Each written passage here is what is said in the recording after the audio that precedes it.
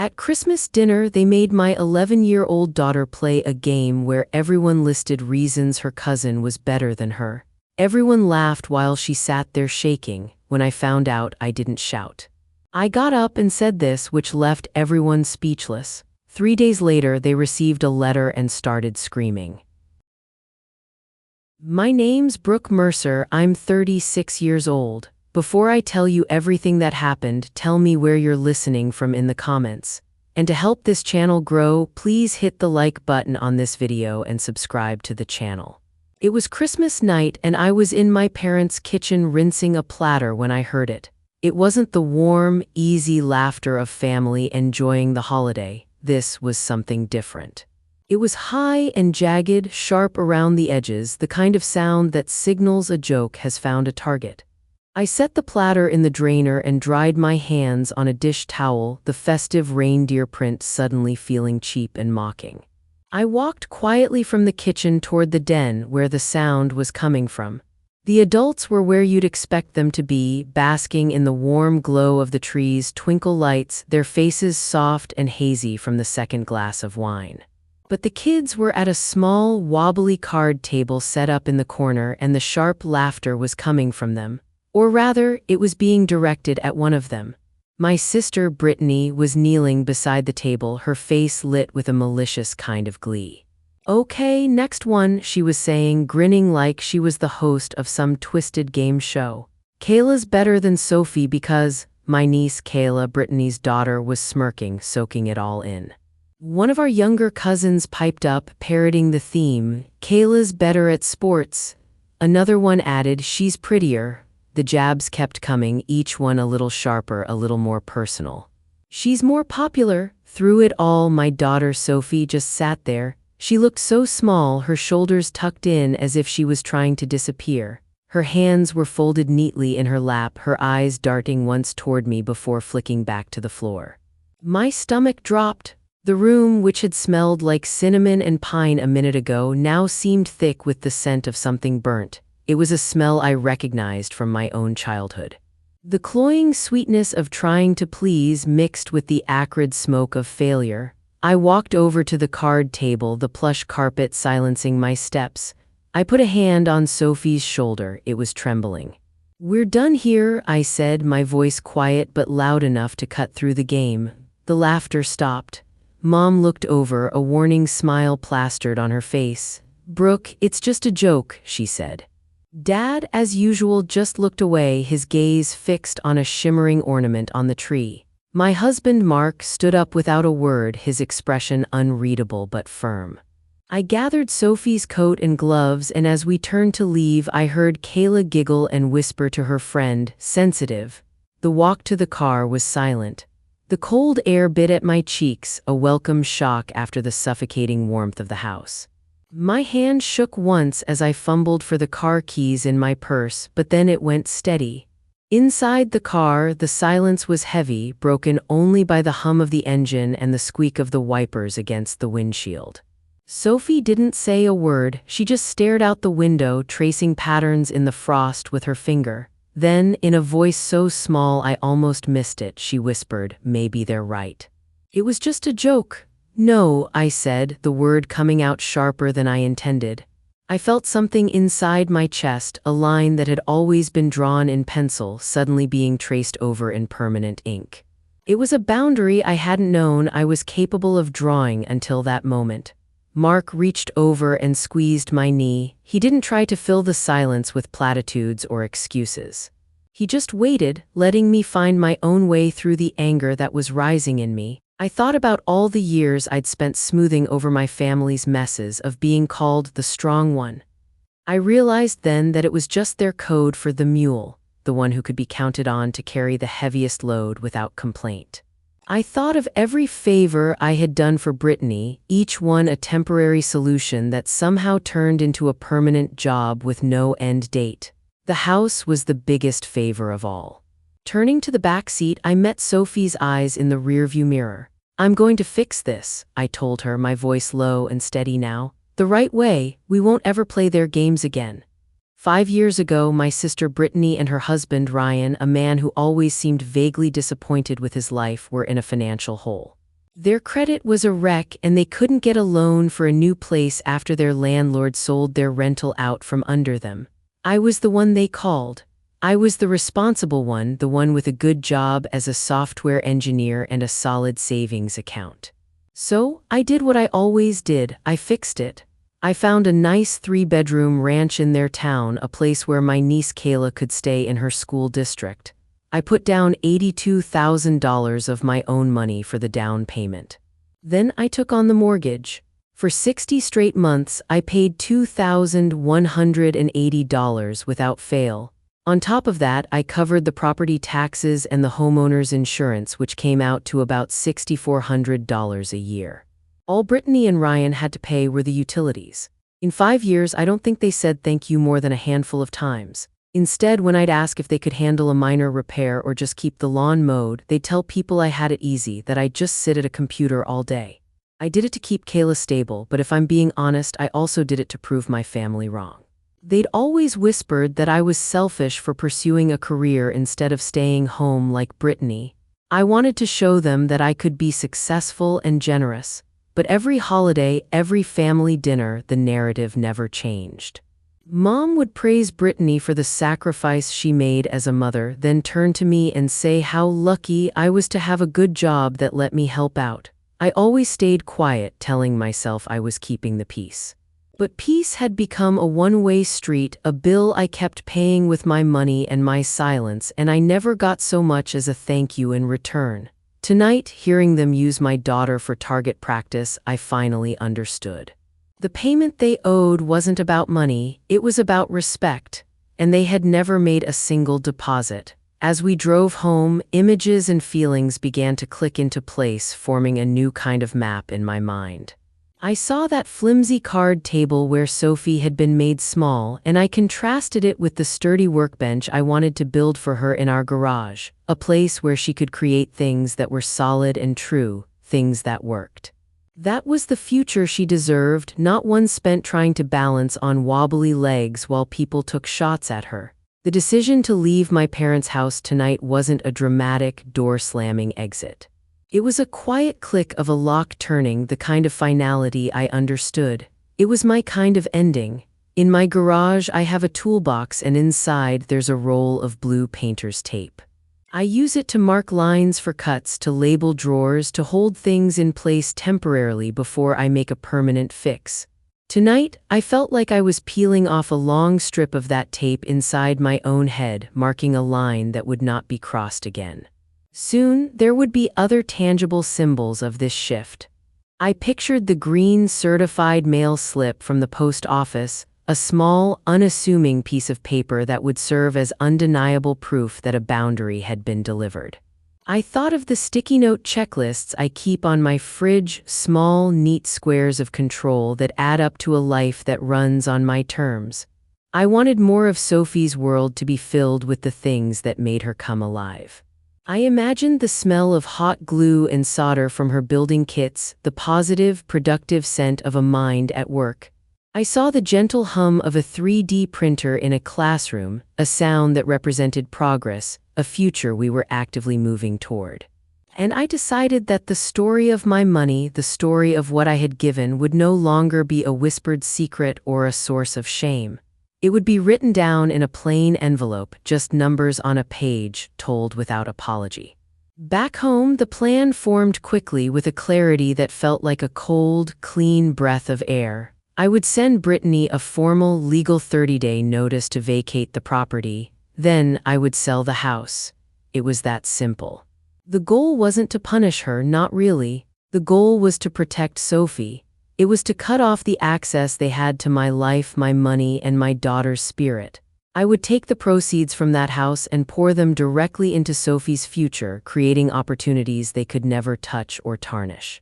I already knew the immediate obstacle would be the pressure from Mom and Dad and Brittany's tried and true method of using drama and mess to stall any process she didn't like. But this time, I wouldn't engage.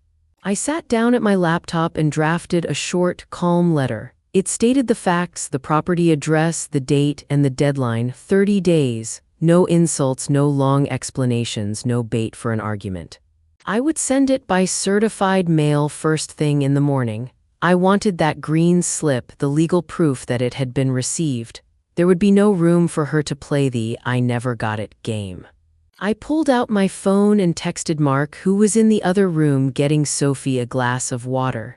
"Tomorrow morning, first thing," I wrote. His reply came back instantly. A single checkmark emoji followed by "I'm in." I opened a new browser tab and searched for realtors in Brittany's town. I found one with good reviews and saved his number. On a fresh sticky note, I wrote his name and a reminder. List at $389K. A few minutes later, I went to check on Sophie. I tucked the blankets around her and smoothed her hair back from her forehead. "We're building your world now," I whispered. Not defending theirs. She was already half asleep, but she gave me a small, sleepy smile. The next morning, I woke up before the alarm. The house was quiet, the sky outside still a dark pre-dawn gray. I went to my desk and pulled up the letter I had drafted the night before. I reread it carefully. This letter serves as formal notice to vacate the property located at 123 Maple Street within 30 days of the date of receipt. The property will be listed for sale. That was it. Short, direct, and stripped of all emotion. I didn't include a single word about Christmas, about Sophie, or about the 5 years of payments. A fight required 2 participants, and I was refusing to show up for this one. I printed 2 copies. One went into a crisp manila folder on which I wrote House Brittany in clean black letters. The other I folded neatly and placed inside a business envelope. Before sealing it, I laid the envelope on the kitchen counter next to that morning's newspaper, the date clearly visible, and took a photo with my phone. Another small piece of proof, another layer of defense against the chaos I knew was coming. At the post office, I kept my voice calm and steady as I spoke to the clerk. "I need to send this by certified mail with return receipt, please." She nodded, stamped the envelope, and handed me the small, green and white slip. I slid it into my wallet right next to my driver's license. It felt like a small shield. I got back in my car and sent a 1-word text to Mark. "Sent." His reply came back just as quickly. "Proud of you." Driving home, I felt a sense of calm settle over me. I put the folder on a high shelf in my office. For the first time in a long time, I took a deep breath that didn't feel constricted. It felt like I was finally getting some room back in my own life. The phone rang just after 3 p.m. It was Brittany. Her contact photo, a selfie with a pouty face, flashed on the screen. I stared at it for a moment, then pressed the button to silence the call, letting it go to voicemail. I wasn't ready to hear her voice, but I knew I needed to know what she'd said. A minute later, the notification popped up. I took a breath and played the message. It wasn't a conversation, it was a tirade. Her voice was shrill, filled with a rage that sounded both manufactured and deeply ingrained. "How dare you," she shrieked. "After everything we've been through, you can't just kick us out. We'll ruin the sale, you hear me? We'll make sure no one ever wants to buy this place. You owe me this, Brooke." I deleted the message without saving it. Just minutes later, my phone rang again. This time it was Mom. I knew this call would be different, more insidious. I answered. Her voice was pure honey at first. "Sweetie, I think there's been a terrible misunderstanding," she began. "You know your sister didn't mean anything by that little game. We were all just playing." I waited. I knew the switch was coming. "I'm not misunderstanding anything, Mom," I said calmly. The honey vanished. "You're being too sensitive," she snapped, her voice turning hard. "You are breaking this family apart over a joke, a stupid joke." Brittany is beside herself. I felt a familiar knot tighten in my stomach, but I didn't let it show in my voice. "The letter stands," I said. "I'm not going to argue about it." There was a crackle of silence on the other end, heavy with disapproval. "You will regret this," she said, her voice dropping to a low, threatening tone. Then she hung up. For a split second, I felt 11 years old again, desperate for her approval. Then, just as quickly, the feeling was gone, replaced by a cold, clear certainty. I had done the right thing. I opened my phone's settings and turned on the Do Not Disturb function, allowing calls only from Mark and Sophie's school. I had lost any chance of them choosing kindness, but in exchange I was gaining peace. That evening, Mark and I sat at our kitchen table, the same solid oak table where Sophie did her homework every night. The image of the wobbly card table at my parents' house flashed in my mind, and it hardened my resolve. "I'm done taking their calls," I told him, tracing the grain of the wood with my finger. "If they can't be decent, they can email me. I need everything in writing from now on." Mark nodded, his expression serious. "Okay, I'll handle any door knocks, you just focus on the plan." He reached across the table and covered my hand with his. "We're a team." The relief was immense. I wasn't alone in this. A little while later, Sophie came downstairs, a worried look on her face. "Do I have to see Caleb at school?" she asked quietly. The thought had already crossed my mind. "No, sweetie," I said, pulling her into a hug. "You don't have to do anything you don't want to do. I'm going to talk to your school counselor tomorrow and make sure you have some space." We spent the next hour making a new set of family rules. No one opens the door without checking the peephole first. All unknown numbers go to voicemail. We created a shared checklist on a whiteboard on the fridge: call realtor, schedule photos, email school counselor. Seeing the plan laid out in neat black ink made it feel manageable. Mark looked at the calendar. "I'll clear my weekend," he said. "Whatever you need to do to get that house ready, I'm here to help." Let's call it taking back our time. Later, as I was tucking Sophie into bed, she looked up at me with wide, serious eyes. "Are they still family if they're mean to us?" she asked. I thought for a moment before answering. "Family is supposed to be who's safe," I said softly. "And right now, we are our family, we are the safe ones." The next afternoon, I met the realtor, a man named Caleb Morgan, at the house Brittany was living in. He had a calm, professional demeanor that immediately put me at ease. We walked through the rooms in a heavy silence. The house itself was structurally sound, good bones, as they say, but it was a mess. Dirty dishes were piled high in the sink, overflowing onto the counters. Mounds of laundry sat in baskets in the hallway. The whole place had a sticky, neglected feel to it. Caleb didn't comment on the clutter.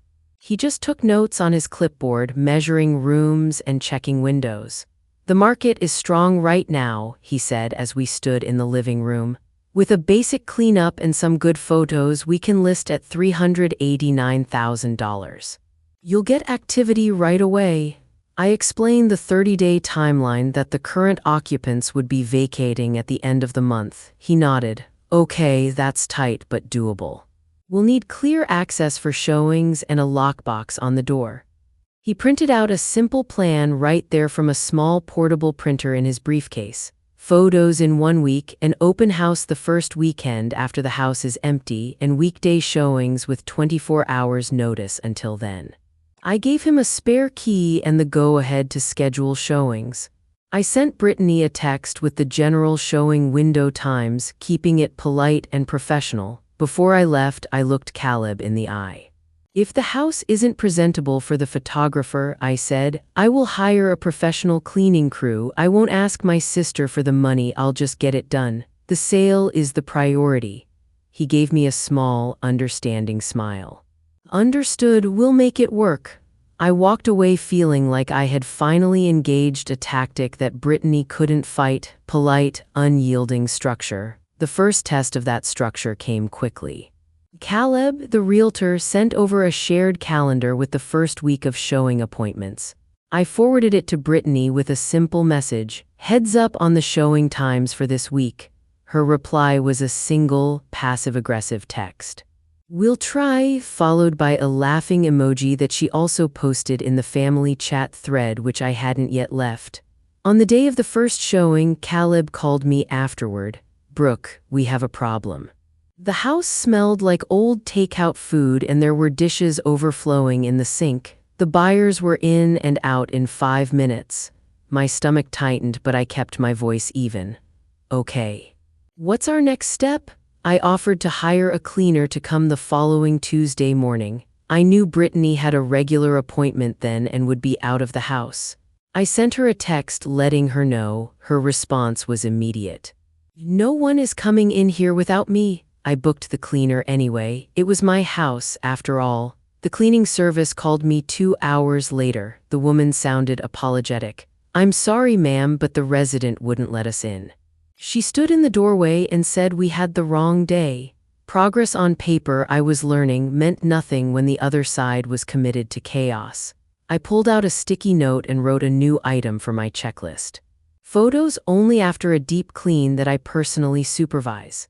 The social pressure campaign started almost immediately after. My cousin, Gina, who always took Brittany's side, posted a vague meme on social media about ungrateful people forgetting where they came from. A few hours later, I got a direct message from my Aunt Linda. "Honey, I know you're upset," she wrote, "but sometimes you just have to apologize to keep the peace in the family." I crafted a single, polite response and sent it to her. "I'm in the process of selling a house that I own and have paid for. I won't be discussing my child being mocked at a family gathering." I didn't hear from her again. Then came the text from my dad. "Let's try to keep this off the internet," he wrote. He made no mention of talking to Mom or Brittany, of course. His only concern was managing appearances. The final salvo came from Mom. She sent me a photo with no text. It was a picture of me from years ago holding Kayla when she was just a baby, both of us smiling. It was pure emotional bait, a reminder of a time when things were simpler, a time when I was still playing my assigned role. I looked at the photo, deleted it, and then I finally did what I should have done days ago. I muted the family group chat. The immediate silence was a relief. The cost of my decision was clear. I was being cast as the villain in conversations I wasn't privy to. But the gain was just as clear. I was reclaiming hours of my day and my mind to focus on moving the sale and my life forward. My next move was to build a defense on a different front, Sophie's world. I sent an email to Grace Carter, the guidance counselor at Sophie's middle school, requesting a meeting to discuss peer dynamics. When we met in her small, quiet office, I didn't editorialize. I simply described the game that had been played at Christmas and how I had watched my daughter shrink into herself. I asked for her support in creating some space for Sophie at school. Grace listened patiently, her expression kind and focused. She took notes, and when I was finished, she promised to check in with Sophie weekly, just a light, informal chat to see how she was doing. Emboldened by her supportive attitude, I took a chance. "I've been thinking," I said. "Sophie loves to build things. I work in software and I've been wanting to get her more into robotics. Would the school be open to a small, after-school club?" Grace's face lit up. "If you're willing to volunteer to run it, we can absolutely make that happen. We have an empty classroom we can use." The smell of stale coffee in her office was suddenly replaced in my mind by a much better one. The smell of hot glue and the hum of tiny motors. It was the smell of a healthier kind of noise. I felt a surge of purpose. On a sticky note from my purse, I wrote "Robotics Starter Kit" and slid it into my wallet right behind the green certified mail slip.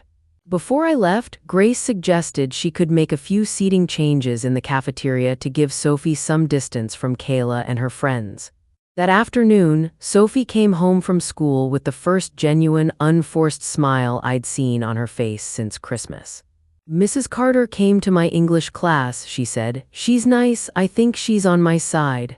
The next week was a frustrating dance of 1 step forward, 2 steps back. Caleb managed to schedule 2 more showings. One potential buyer loved the floor plan and the backyard, but told Caleb they were concerned about the obvious state of neglect. The other buyer took one look at the pile of damp towels on the bathroom floor and the overflowing trash can in the kitchen and left within 2 minutes. The following day, a showing was scheduled for 4 p.m. At 4:05, Caleb texted me, "The house is dark and no one is answering the door. I think they forgot." He was professional, but I could hear the frustration in his text. He suggested we put a lockbox on the door so that he could access the house himself for showings. I immediately agreed.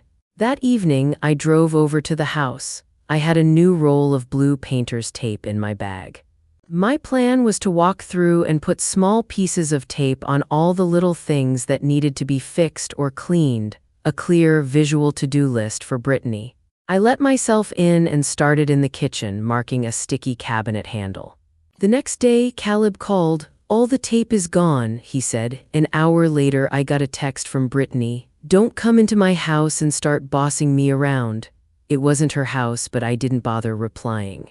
I was dealing with a saboteur. I adjusted my plan again. I went to the store and bought a small caddy, filling it with all-purpose cleaner, paper towels, a sponge, and a candle. From now on, I decided I would arrive 15 minutes before every showing to do a frantic wipe-down myself. I was making progress, but it was slow and exhausting. The house was being held hostage by dirty dishes and wet towels, and I knew I needed more than just cleaning supplies. I needed leverage. The leverage I needed arrived in a text message from a number I didn't recognize. "Hi Brooke, this is Nate Porter, your sister's next-door neighbor at the Maple Street house. There's something I think you should hear." My heart started to beat a little faster. I didn't know Nate well. We had only waved to each other a few times when I'd first bought the house. I texted back, "Okay." A moment later, an audio file appeared on my screen. I put in my earbuds and pressed play. At first, there was just the sound of a lawnmower in the background. Then I heard my mother's voice, clear as day. She was standing in the front yard with Brittany. "Just make it look chaotic," Mom was saying. "Leave some dishes out. Let the laundry pile up. Buyers hate chaos. If you make it unpleasant enough, she'll get frustrated and just give up. She always folds when things get hard." I played it again, then a third time. A hot flush of anger washed over me, followed by an ice-cold clarity. This wasn't just Brittany being messy and difficult. This was a coordinated, deliberate campaign of sabotage orchestrated by my own mother. I saved the audio file to my laptop, placing it in the House Brittany folder. I sent a copy to my email and one to Mark with a single word in the subject line, "Receipt." I texted Nate back a simple "thank you." "This helps more than you know," he replied a minute later. "No problem, I've seen them put a 'sorry, we're busy' sign on the porch during a couple of scheduled showing times too. Figured you should know. If you need a friendly face around for the open house or anything, just let me know." For the first time, I wasn't just guessing what they were doing, I had proof. That voice memo changed everything. It was the final piece of evidence I needed to stop giving anyone the benefit of the doubt. I picked up my phone, opened my contacts, and blocked Brittany's number. Then I blocked Mom's. I didn't do it with anger, but with a quiet, surgical precision. I set up an auto-reply for their email addresses that read, "For matters regarding the sale of the house, please correspond via email only. I will reply within 24 business hours." Then I went into the family group chat, the one that had been buzzing with their passive-aggressive memes and veiled criticisms, and I left. I didn't post a dramatic farewell message. I just disappeared. My next call was to Caleb. I authorized him to put the lockbox on the front door immediately and told him that all future access would be routed through him. No more surprise drop-ins from me and no more last-minute cancellations from Brittany. The keys were in his hands now. I felt a pang of sadness as I thought about my dad. I sent him a text. "I have proof that Mom and Brittany are actively sabotaging the sale. I'm still selling the house." His reply came back a few minutes later and it broke my heart a little. "Don't send that to your mother." It was all the confirmation I needed. His first loyalty would always be to protecting Mom's comfort, not to what was right. I accepted in that moment that the neutral, supportive father I had always hoped for didn't really exist. I went to my fridge and wrote a new note on a sticky pad, placing it right in the center. "Protect energy equals protect Sophie." A bridge was burning, but as I watched the flames, I realized I wasn't cold. I was finally feeling clear. It was time to make the clock visible, to turn it from a concept into a concrete reality that they could no longer ignore. I created a simple one-page document on my computer. At the top, in a large, bold font, it said, "Property Sale Timeline." Below, I listed the key dates: Day 1, notice to vacate sent; Day 30, final day of occupancy; Day 45, target closing date. I printed it out and taped it to the inside of my own front door, a daily reminder of my own deadline and my own resolve. Every time I left the house, I saw it. Then I attached that document to a formal email to Brittany. A reminder, I wrote, that the final day to vacate the property is date. The realtor and I will conduct a final walkthrough that morning at 10 a.m. to assess the condition of the property. Her reply was swift and defiant. Good luck selling it with all my stuff still here. It was a dare, but I refused to take the bait. I simply forwarded her email to Caleb with a note, FYI, then I went online and booked a professional cleaning crew for noon on day 30. I booked a handyman for the morning of day 31 to handle any small repairs I'd noted. I was building a plan that didn't depend on their cooperation. The clock wasn't just ticking anymore. It was my metronome setting the pace for every move I made. I spent the rest of the evening drafting one last email. This one wasn't for Brittany or my parents. It was for the entire extended family, the aunts, uncles, and cousins who had been watching from the sidelines, fed by Mom's one-sided narrative. I kept the subject line simple and direct, clarity by the numbers. In the body of the email, I didn't use emotional language. I just listed the facts, a clear and undeniable accounting of my contributions. I wrote, down payment, $82,000. Mortgage payments, $2,180 per month for 60 consecutive months for a total of $130,800. Property taxes and insurance, approximately $32,000 over 5 years. All of these costs were paid by me. Below the numbers, I stated my position plainly. I am selling the property. Brittany has been given 30 days' notice to move. I will not be discussing the incident at Christmas where my 11-year-old daughter was mocked and humiliated. I ended with a clear boundary for the future. Going forward, please understand that access to my money, my time, and my child will not be available to anyone who chooses cruelty and disrespect. I added one final line. If you have been told a different story, you may have been mistaken about who was paying for what.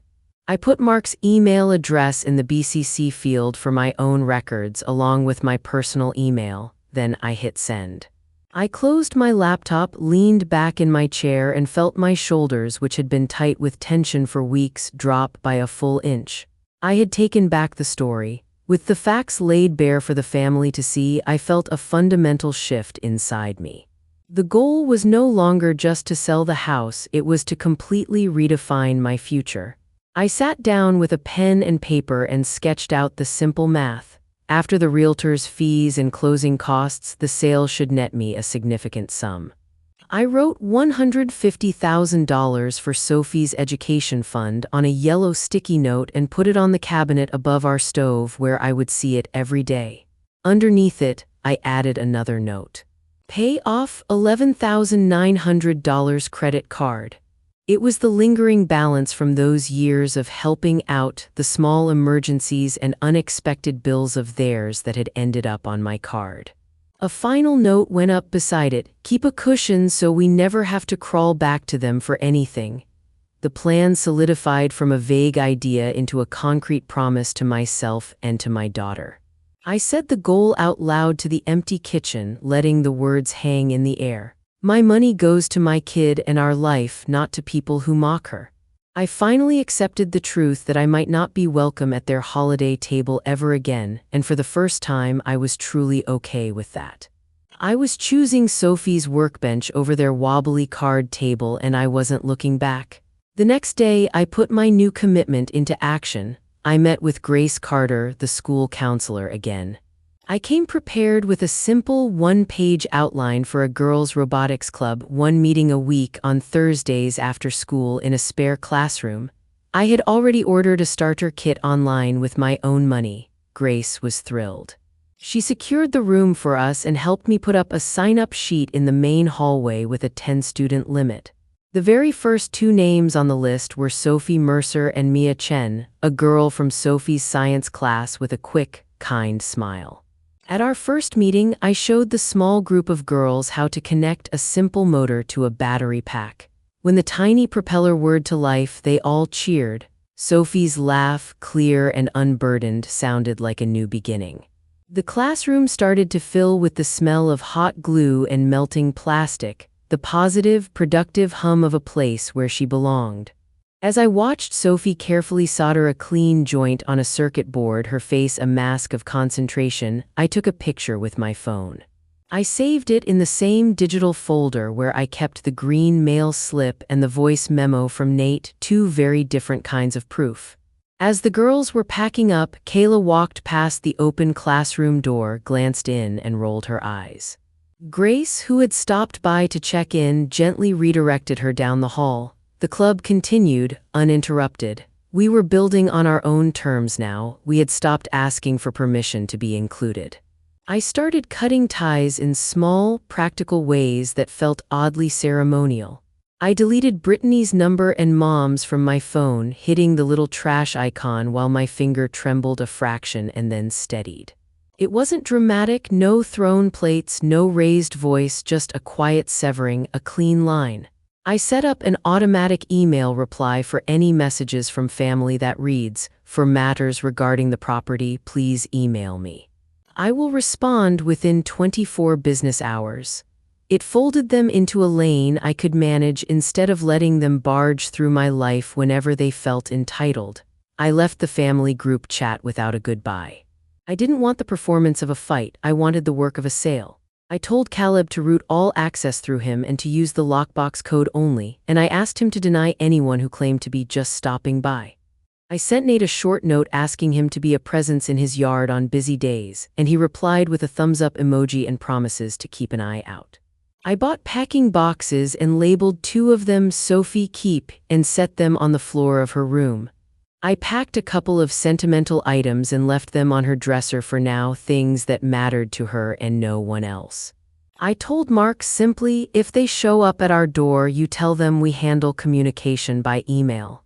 He agreed, and the firmness in his voice made the decision feel shared.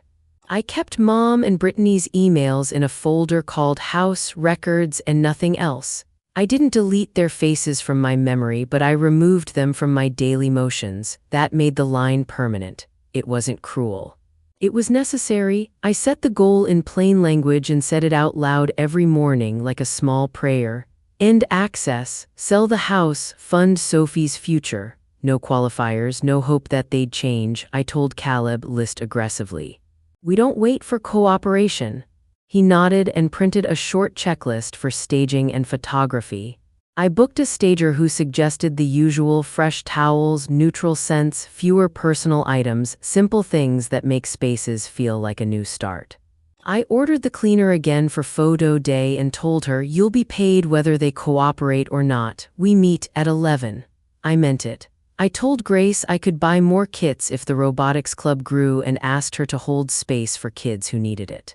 I stuck a yellow note on the laptop that read, quiet doesn't mean weak. I left it there like armor. I told Sophie on the way to school, we're building so you don't have to recover. She put her hand in mine and squeezed, and that squeeze felt like the finest proof I needed. I wanted everyone to know I'd chosen a path and I wouldn't retreat from it. I wanted my actions to match my words. Quiet could be strength if it had a plan and I'd drawn a map. Their retaliation was predictable and petty, and in its predictability it lost its bite. Brittany started with social posts, a selfie in front of a wreath with the caption, "Some people forget who fed them," as if the world needed an interpretive dance about my help. Mom piled on with heart emojis. Extended family added comments about loyalty and gratitude like a chorus trained to sing one note. I didn't answer any of it. Instead, I took screenshots and saved them in a folder titled Receipts next to Nate's voice memo. When the photographer arrived for our scheduled shots, he texted me. There are trash bags in the foyer and dishes on the counters. I drove over, the chill in the air making my breath show in white puffs. The porch was lined with black contractor bags, a theater of negligence. I grabbed a pair of rubber gloves from the trunk and started hauling them out while Brittany watched TV like a queen on her sofa. She didn't lift her head, only muttered, "You're jealous of Kayla," as if that somehow explained her behavior. Her tone was flat and practiced. I set the bags on the curb and shoved them into a municipal bin, the lids dragging and clattering under my hands. The photographer came inside, lifting his camera like someone reaching for a lifeline. I wiped counters with antibacterial spray until my hands were raw, and I lit a neutral-smelling candle. Caleb suggested, no cinnamon or pine, something airy and clean. The photographer worked fast, aiming for angles that made the rooms look lived in but loved. He thanked me quietly, and I felt a small victory that had nothing to do with pride. It had to do with showing up, with refusing to let chaos be a weapon. A promising buyer folded their second visit into the timeline and then folded again. On the morning they were due back to look more closely, Brittany posted a note on the front door claiming, "Sick kid, come back later," and then blocked the doorway with a stroller and a tall laundry basket. I heard about it from Caleb. His voice on the phone had the strain of someone carrying too many interruptions. "They called me and said it felt like too much drama," he said. "They're out." The word stung. We'd lost one. But I didn't let it become a spiral. I told Caleb I'd be there at the next showing window and that I'd do what I could to keep the house presentable. When the next buyers came, I showed up with my caddy of cleaning supplies and a neutral candle in my pocket. I arrived 15 minutes early, opened windows to chase stale air out, and wiped down surfaces while Caleb did the polite hosting. At one point, a buyer peered into a laundry basket and frowned, but I kept moving, smiling, and speaking in small, neutral sentences. "We love the layout," one of them said later. "It has good bones." It was a phrase that felt like a benediction to me at that moment. I'd lost someone who might have become a buyer, but the people who stepped inside this time saw a house that could be a home. That mattered more than one lost lead. The hardest cut was Dad. He texted me one afternoon, "Can we all sit down and talk this out?" I wanted to believe he'd bridge to reason. I wrote back, "I'll meet if Mom admits what she did and apologizes for how Sophie was treated." His reply was immediate and predictable, "Let's not blame each other. Be the bigger person." The phrase landed like a small stone in a quiet pool, making circles of old pain spread across me. I answered, "Being bigger doesn't mean being used," and then I waited. He went silent. Calls stopped coming. Weekends where he would visit the house and bring over a container of stew turned into texts about the garden and pictures of his tomato plants. Mom filled the air with her version of events, painting me as cruel and ungrateful, telling anyone who would listen that I'd kicked a family out. Dad let her own the narrative. He'd always preferred calm over conflict, even when the calm protected the selfish person making the trouble.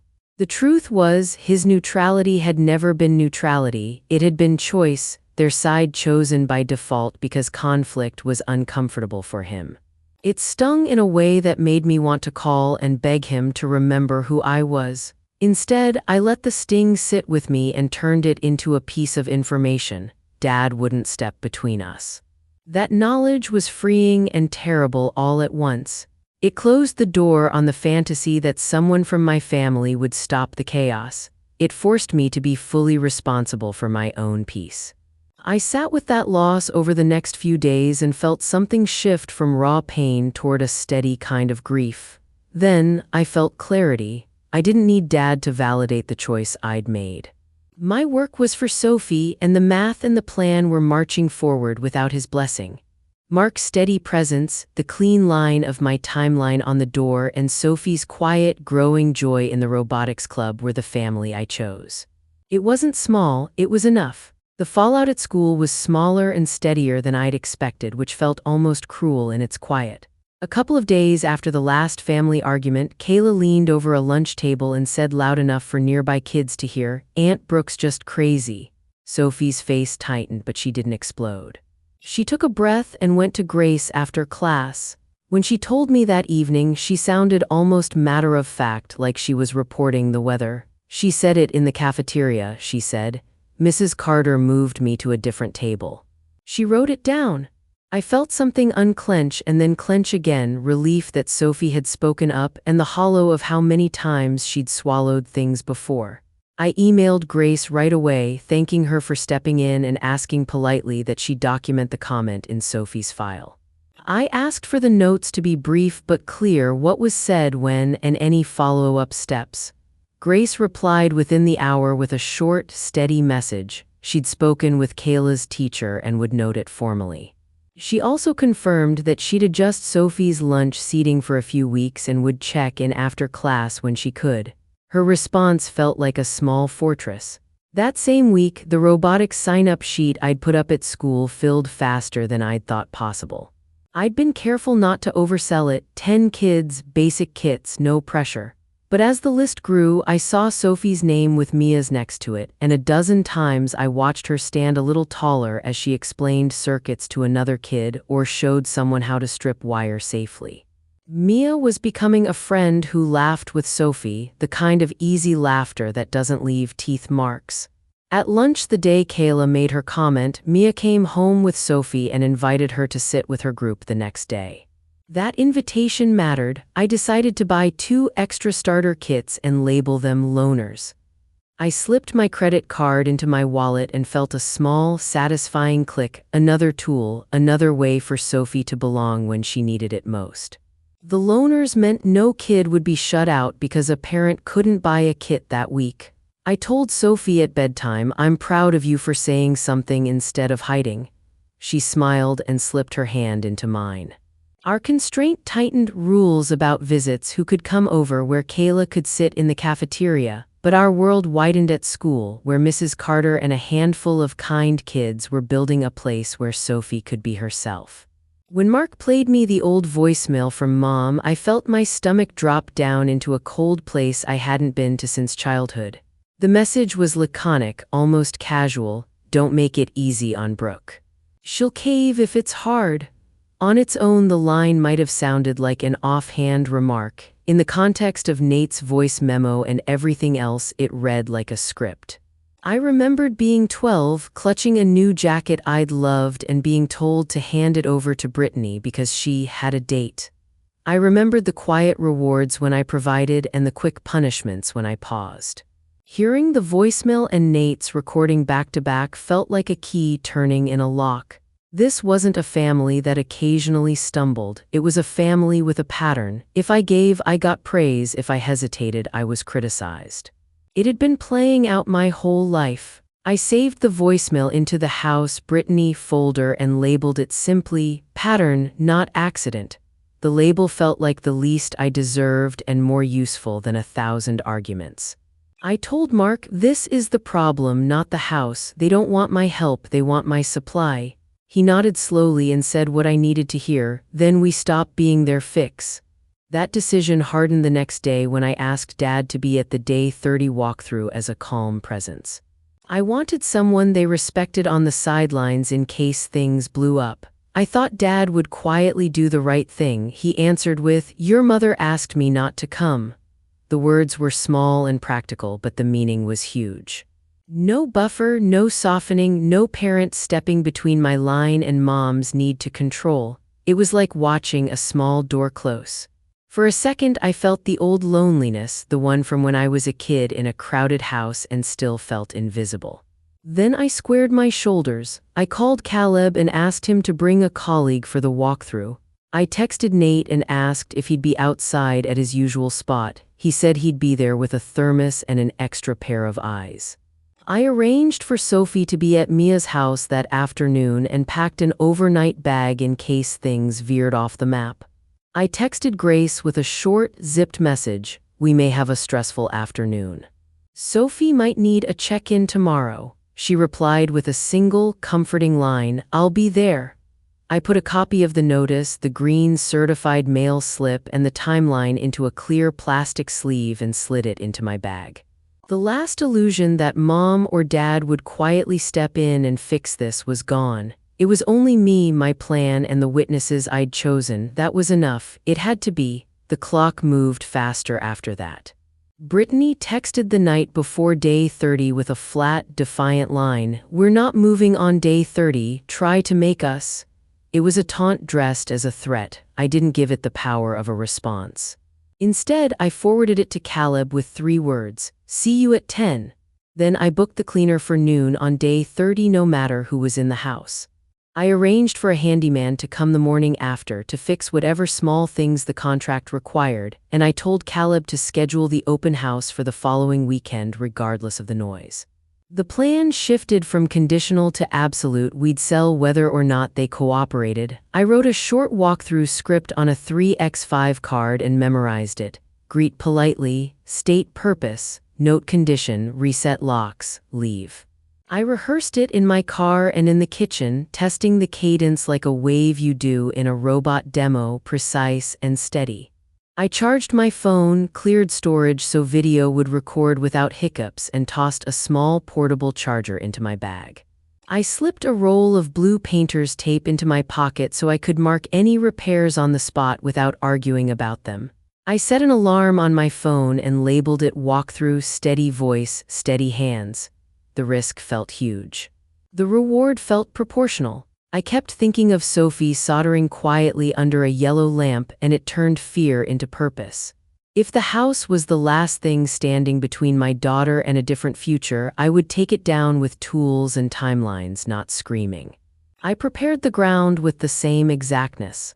I sent a short, direct email to the extended family. Day 30 walkthrough is scheduled. If you disrupt it, you will be removed from my property. I didn't use flourish or accusation. I used the gentle, stubborn language of someone who'd learned to set boundaries by writing them down. I texted Mrs. Chen, Mia's mom, to say thank you for having Sophie and to let her know I'd pick her up early if anything felt off. I put the plastic sleeve with the notice, the green slip, and the timeline into my bag and ran my thumb over the edges like it was a talisman. I confirmed with Caleb that he would speak only about the house.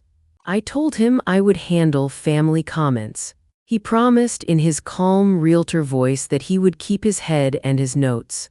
I asked Mark to stay by the car the day of the walkthrough, no stepping onto the porch unless I said so. His job was to watch the driveway and be a steady presence. Nate replied to my text with a thumbs up and a camera emoji, which was more support than I'd expected. I practiced my line until it felt like a muscle memory. I'm done trying to earn a place that was never offered. It wasn't a speech for the judge or the jury, just a steady sentence to remind myself why I'd started all of this. That night, I slept with my phone across the room. I wanted distance and a clear head. The blue painter's tape roll sat on my workbench like a small flag, the green slip folded in my wallet, and a sticky note on my laptop read, "Quiet doesn't mean weak." I'd prepared everything I could think of: witnesses, backups, documentation, and a plan for Sophie's safety. It didn't make the next day less scary, it made it orderly. I fell asleep thinking of Sophie's small, soldering hands and the new workbench I wanted to build for her, and that thought felt enough to face whatever came with my voice steady and my hands ready. The morning of day 30 felt like driving into a low, steady fog. I pulled up to the curb at 9:30 a.m. and my breath came out in short white clouds. A moving truck idled by the curb, its engine ticking, but no one was loading it. Boxes sat on the porch in a careful row, their tops taped shut, but they looked staged, empty shells meant to suggest action. Someone had propped a folding chair by the door like a prop. The porch light still glowed even though it was almost 10. I felt the familiar small panic at the back of my throat. What if they'd done exactly what they'd been doing all along, make a show of movement so I'd give up? I texted Caleb. "See you at 10. His reply, "A plane here," arrived almost immediately. My hands felt absurdly cold on the steering wheel despite the heater running. I folded the plastic sleeve with the notice and the green certified mail slip in my palm until the paper softened. Proof is not power if you don't use it, I told myself. Quiet, not weak. I checked my phone for video space one more time. The blue tape roll in my pocket clicked softly when I moved. I stepped out of the car and the air hit my face like a wake-up slap. The card table from that Christmas flashed across my mind, wobbly, cheap, and I felt the line inside me, the one I'd drawn and sealed, hold steady. I walked up the path and straight to the front door. I could see a faint trail of crumbs near the threshold, the sort of small neglect that made houses smell unloved. I knocked exactly at 10, letting the sound reverberate, and I waited. The porch remained theatrically still, like a stage set right before the curtain lifts.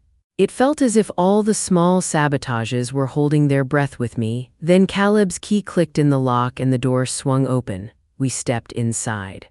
Dad didn't show. He sent a quick text in the morning, "Hope it goes smoothly," and that was it. It hit me like a small, raw thing. He'd chosen the comfort of not confronting Mom over taking a side. For a moment, I felt the old child version of myself, small and pleading, but then I felt the adult next to me steady my elbow. I'd prepared for this: witnesses, recordings, a plan. If Dad wouldn't step in, I would hold the line. The thought was fierce and oddly freeing at the same time. Allies thinned in the way that hurt the most, quietly, not with a bang. Caleb's colleague, who'd agreed earlier to be there for backup, texted last minute to say she had to cancel for a family emergency. The cleaner sent a message that read, "If it's unsafe, we'll reschedule," and my timeline shivered. I felt the weight of every canceled promise like a small stone in my pocket. A cousin messaged me that I was making a scene, as if a carefully timed, documented process for selling my own property was drama. Dad's silence felt like a small betrayal. He sent photos of his tomatoes and a thumbs-up emoji while Mom filled in the family narrative with a steadier, louder voice. The only consistent kindness came in small, practical forms. Nate was in his yard, watering his thin strip of grass, and he gave me a little nod when our eyes met. He wasn't a lawyer or a mediator. He was a neighbor who would later offer a voice memo. Mark parked across the street and stayed by the car, his face set in that way I'd come to recognize as quiet resolve. He texted me once. "You got this?" The message was spare but enough. Being let down by people you thought would protect you hurt, but it didn't break the plan. It just clarified where the strength now lived: inside my decision and the small community I'd built around Sophie. Standing on the porch, I felt the thinnest path forward tighten to a single step. I pulled my phone out and turned on the camera, setting it against my chest so the recording would catch the view ahead. The device felt heavy and oddly comforting there, a witness in my hand. I told Caleb in a low voice, "We're going to be calm, we're going to do our job." He nodded, firm and professional, and we opened the front door together. The last thin path was a slow, methodical motion, like setting up a circuit you know will work if you wire it right. I rehearsed my 3 lines quietly in my head: greet, state purpose, set boundary. The blue tape in my pocket pressed into my palm, a tactile reminder of breaks and fixes. I breathed in for 4 counts and out for 6, long and deliberate, feeling the air move in and out like a tide. I sent a brief text to Mrs. Chen, Mia's mom, with a heart emoji. "Sophie's with Mia, thank you." She sent back a smiling face. That small exchange steadied me more than anything else. At exactly 10, Caleb knocked on the inner door and said, "Brooke." I knocked again on the room beyond and then walked in with the camera filming, my movements calm. The living room was cluttered but passable. A blanket lay over the back of a settee like someone had tried to hide the mess. I moved slowly, taking in details: the scuff on the baseboard, a coffee ring on a side table, a row of mismatched shoes in the hallway. I started recording systematic pans of each room: living room, kitchen counters crowded with unwashed dishes, the hallway with laundry spilling from a basket. The camera captured what my memory would later need: a time-stamped record of state and neglect. Brittany materialized from the hallway like she'd been rehearsing a confrontation. "You can't just barge in," she said, voice sharp and theatrical. I kept my shoulders loose and smiled slightly. "We're here for the final check," I said, my voice neutral, not cold. I looked at her for a beat and let the calm do the work where anger might have sabotaged me. It wasn't their house to defend, it was mine to inspect. Caleb opened windows to chase out the stale air, and the rooms looked better instantly. Light does that, makes everything seem possible. I marked 2 repair spots with blue tape. A loose cabinet knob that wobbled when you touched it, and a scuffed patch on the hallway wall where something had been dragged. The tape felt like a small act of trust, something practical we'd fix, not argue about. I moved through the rooms slowly and deliberately, my recording catching the details I'd use to document condition later. Mom appeared from a side room as if she'd materialized from the wallpaper. She wasn't supposed to be there, and her presence tightened the air. "Let's be reasonable, Brooke," she said, voice syrupy at first. I looked at her and felt something old and aching press against my ribs. I answered with the same steady voice I'd practiced in my car. "We are being reasonable. We're checking the property and moving forward with the sale." Caleb was methodical, making notes as I photographed closets and counters. I stayed calm because everything about this day had been about not giving them the theater they wanted. Brittany started to wave her arms toward boxes stacked in a corner and launched into the accusations she'd rehearsed. "We're trying," she said, thinned to a shout. "You're heartless, you're jealous." Her words were loud and familiar, an old script to flip the story. Mom stepped closer, eyes narrow with a kind of practiced cruelty, and said something I had suspected 1,000 times but never heard aloud. "You never fit in, Brookie, that's why you do these stunts." The sentence landed like a hammer. It was a truth about how they'd always seen me odd, inconvenient, easily blamed. For a fraction of a second, the old ache flickered, the one from childhood when I thought being useful would make me loved. Then the adult in me answered calmly, without pleading. "I'm done trying to earn a place that was never offered," I said. My voice didn't shout, it was steady as a tool in hand. "We will finish this check. The cleaners arrive at noon. The lockbox code will change." I named facts, not feelings, because facts are hard to argue with. Mom sputtered. Her face was a tight mask of outrage. "Family doesn't treat family like this," she hissed. I met her eyes and said plainly, "Family doesn't mock an 11-year-old. Kayla peeked from the hallway, curiosity and confusion on her small face. I didn't look at her. I refused to perform for a child audience or to let their petty cruelty be part of my script. My phone recorded each step. My notes were clear. The line I had drawn felt solid under my feet, and their attempts to make me feel small ricocheted harmlessly off it. I went through the rooms with a steady, practical rhythm. I photographed each space from multiple angles, slow pans that would make a clear record later: living room, kitchen, bedrooms, closets. I put extra focus on places Brittany had made a point of living in. A pile of mail on the side table, a coffee ring on the counter, a broken tile in the laundry room. Each shot had a timestamp. I emailed the photos to myself with the subject line "Day 30 Final Check" and copied mark so there would be another set of eyes on the record. The camera in my pocket hummed quietly, a witness I controlled. I called the cleaning crew and told them simply, "You're clear for noon, front door will be open." The cleaner's voice on the phone felt relieved. She'd been nervous about coming while occupants were there. I told Caleb the same. "Set the lockbox to the new code at 11:45, please," he confirmed. He handled the awkward line about property ownership with a professional calm that steadied me. When Brittany tried to physically block a hallway, Caleb stepped forward and said, "Ma'am, please let the owner pass." It was a small, fierce moment of order. I stepped around Brittany without touching her, kept my hands unclenched, and moved on. I did not argue or plead, I documented and moved. On the kitchen counter, I set a roll of contractor bags and said, out loud and without drama, "These are for anything you don't want to take." I watched Brittany's face while I said it. She gave me a look that was somewhere between anger and surprise, as if she hadn't expected me to be practical and unmoved.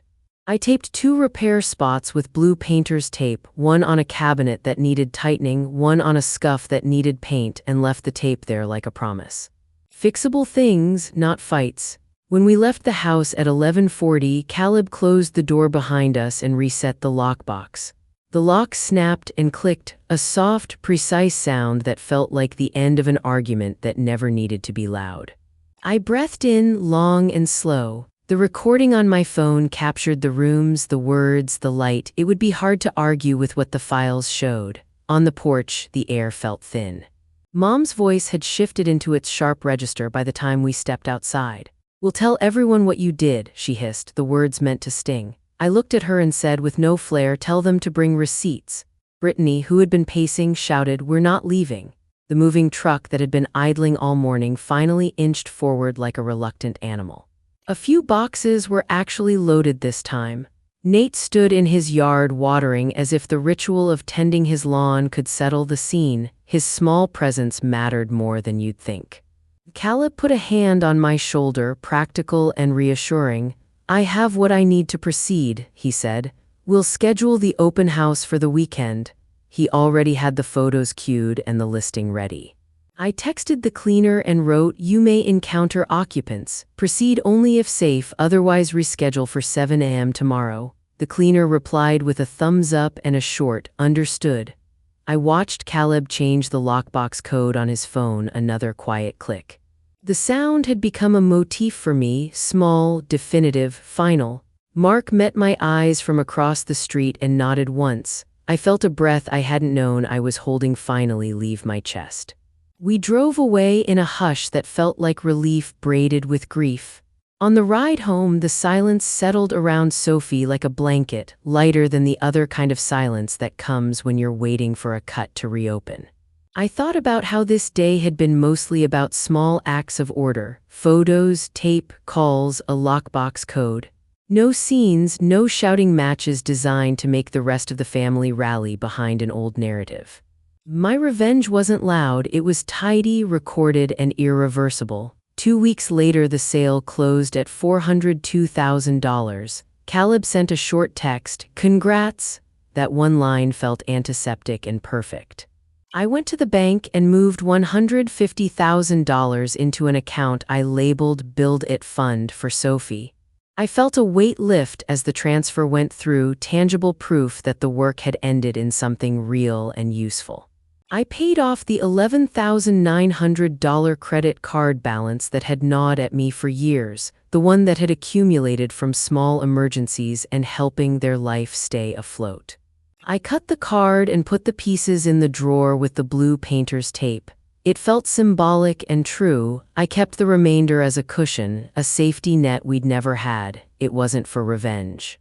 It was for breathing room, for being able to say no without fear of immediate fallout. I wrote a brief thank you email to Caleb, honest and professional, and left him a glowing 5-star review. Professionalism had mattered in a way I hadn't expected. I filed the closing packet in the same folder that held the green certified mail slip and Nate's voice memo and the voicemail Mark had found from Mom, the whole story in one place. I did not send Mom or Brittany a final note. I didn't need to. The facts spoke clearly and the money itself told the story. At home, life rearranged into a quieter, kinder pattern. I put the blue tape back into a drawer in the garage where it belonged, alongside Sophie's little toolkit. The sound of the tape being pulled and torn now felt like possibility, not like a marker of something to be fixed under duress. I felt grateful for the simple things: a night when Mark fixed a leaky faucet without being asked, a Saturday where we walked to the park and Sophie carried her small soldering iron in a padded case like a badge. The folder with the receipts and recordings sat where I could get to it if I ever needed to. Mostly I didn't need it. The sale was done, the house had a new family. Sophie's world grew in the way small plants do when you finally give them light and water. The robotics club continued to meet each Thursday, the classroom filling with the smell of hot glue and the soft, electric hum of small motors. Sophie and Mia became a team.